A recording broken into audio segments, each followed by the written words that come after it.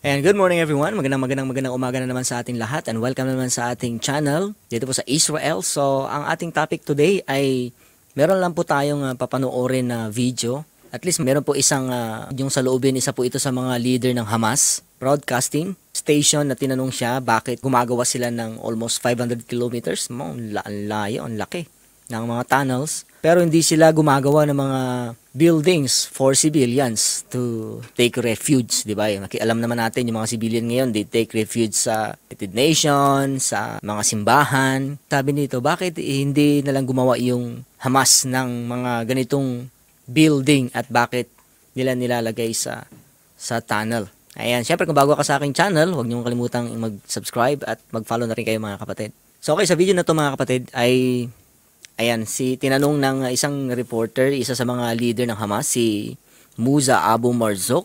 So, isa po siyang Palestinian political leader. Isa rin po siyang member ng Hamas.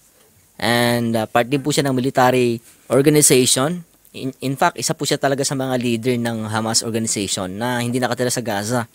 Nakatira sa ibang bansa and ang lalaki ng mga income nila. So, ito, nakapanayam sila ng Memory TV. Ito po yung ang Memory TV mga kapatid, wala po siyang specific country.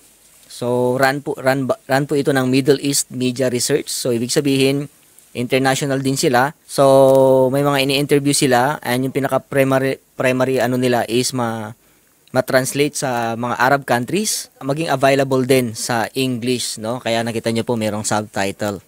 So tingnan natin kung ano yung sagot ng Hamas leader na ito regarding nung tinanong siya ng reporter na ito kung bakit sila gumagawa ng tunnel, but they are not building rehabilitation para sa mga civilians in case na may mga gera sa Gaza. وهذا سؤال رائج وشائع يعني من قام بتشييد 500 كيلومتر من الأنفاق لماذا لم يشيد مآوي. Imagine mga kapatid, 500 kilometers na tunnels. No, hindi na ito ng leader na ito. Grabe nung layo, ang dami na nilang tunnels na nabutas doon sa ilalim ng Gaza. يلجأ إليها المدنيون خلال القصف. نحن شيدنا الأنفاق لأنه لا نملك ما ندفع به عن أنفسنا من القتل والاستهداف. Okay. So, yung specific na tanong niya, bakit hindi rin sila gumawa ng tunnels na para rin sa mga civilian? Pero nakita natin yung sagot ng Hamas leader na specifically talaga yung tunnels para lang sa mga Hamas na mga sundalo na lumalaban sa Israel. هذه الأنفاق من أجل أن نحمي أنفسنا من الطائرات، نحمي مقاتلين من الأنفاق. أما القطاع غزة فأنت تعلم والجميع يعلم بأنه 75%. Ayan, grabe no? Sabi niya, everybody knows that 75% of people in Gaza Strip are refugees. So, yun yung sinasabi niya. Arabic kasi yung word nila dito eh. So, hindi ko alam kung saan sila naggaling kasi pag sabi mo na refugee, hindi ka taga Gaza talaga. So, you are just there and hindi ka talaga nakatira dyan totally. So, yan. Sabi niya, everybody knows that 75% of people in Gaza Strip are refugees. So, doon pa lang makikita nyo na wala talaga siyang pakialam mga kapatid sa mga tao, sa mga civilian doon sa Gaza. 100 منه لاجئين واللاجئين هو مسؤولية الأمم المتحدة في حمايتهم مسؤولية الاحتلال. Ayan, di ba? Na ano nyo, ang pinaka-responsible daw, hindi nila responsibility yung mga tao sa Gaza. Responsibilidad sila ng UN, United Nations, since they are 75% are refugees. Kasi pag refugee sila, lalo na din sa Israel may mga refugees. So, UN talaga, United Nation. Tumutulong yan kasi yung UN, every countries, they are sharing para makatulong dito. So, ang Gaza, yan sabi ng leader na ito, so, UN dapat yung responsibilidad para ingatan, protektahan yung mga civilian dito sa Gaza. So, it's not responsibility ng mga Hamas na ito. في أن يقدم كل تبعا لاتفاقية جنيف الدولية أن يقدم لهم كل الخدمات وهم تحت الاحتلال. Ayan, to provide them services, all services. Kumbaga, responsibilidad dapat ng UN, mga ibang bansa, since it is 75% refugees. So, hindi namin responsibilidad yung mga tao dyan sa Gaza. So, dapat UN yung nagpapatayo ng mga buildings para ingatan sila. So, and hindi lang ingatan, to provide all the services. Kaya no wonder, makikita natin, hindi talaga nila iniingatan yung mga civilian doon. They are making tunnels under their houses because it's not their responsibility. So, that's what the Hamas is. Kasi ang pinaka-purpose lang naman talaga ng Hamas is to destroy Israel kahit na marami silang mamatay doon ng mga tao kasi hindi naman talaga pala nila responsibilidad yung mga tao doon. Grabe, no?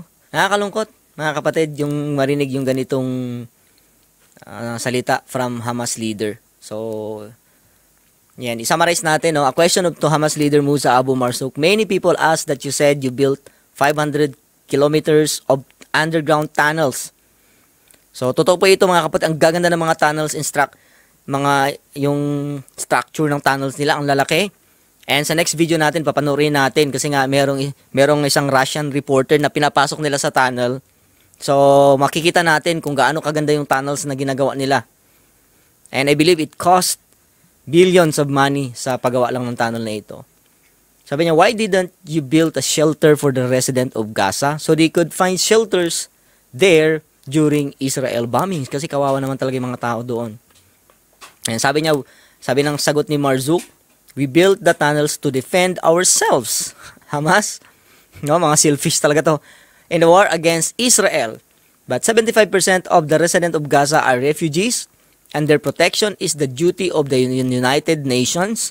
And also, according to the Geneva Convention, the occupying Israel government must take care of them and provide them with all the necessary services. Kaya pala umaasa lang sila sa Israel. Ano po yung Israel? Nung hindi pa break yung war na ito, ay everyday nagpapadala sila ng mga pagkain sa Gaza. Tubig and electricity, they are helping the civilians there. Ganyan kabait yung Israel. So, meron pa nga doon sa kibbutz na sinunog nila na mga parang isang bodega na intended naman para sa mga civilian doon sa Gaza. Nung inatake nila yung mga kibbutz dito, yung mga places doon malapit sa Gaza, sinunog nila yung mga bahay. And then may mga pagkain doon na sinunog nila. Hindi nila alam yung mga pagkain doon na iniimbak ay para itulong doon sa mga civilians sa Gaza. Nakita nyo, mga kapatid? So, Hamas didn't care for the civilians there in Gaza. Ang pinakaano lang nila is to destroy and to kill people. So, wala silang pake kung sino yung mamatay sa ganitong enkwentro. Alam naman nila, when they attack Israel October 7, magre-retaliate naman talaga yung Israel. Alam nila na aatake ng todo kasi nga they killed a lot of civilians. Almost 1,400 civilians na pinatay nila sa Israel. So, they will really fight back. So, alam niya ng mga Hamas, but they don't care kasi nga may tunnels na sila. Kaya sila magtago and wala silang pake sa mga civilians doon sa Gaza.